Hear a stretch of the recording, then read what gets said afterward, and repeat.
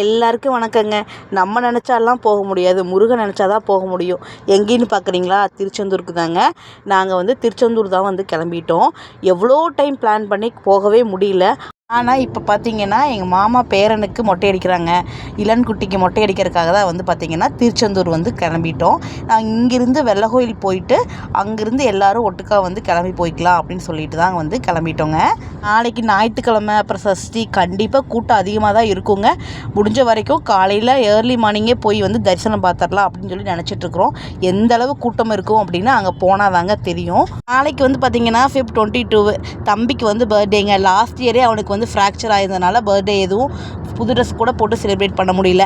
அவனுக்கு புது ட்ரெஸ் எடுக்கலான்னு சொல்லிட்டு தான் போகிற வழியில் காங்கேயம் ட்ரெண்ட்ஸுக்கு தாங்க வந்திருந்தோம். அதே மாதிரி மொட்டை அடிக்கிற குட்டி பையனுக்கும் ஒரு ட்ரெஸ் எடுத்துடலான்னு சொல்லிட்டு 2 பேர்த்துக்கும் ட்ரெஸ் எடுத்துகிட்டு அதுக்கப்புறம் இப்போ ஊருக்கு போகிறோம். ஊருக்கு போயிட்டு ஒரு 4 மணிக்கு போல் அங்கேருந்து திருச்செந்தூர் கிளம்பிடுவோங்க.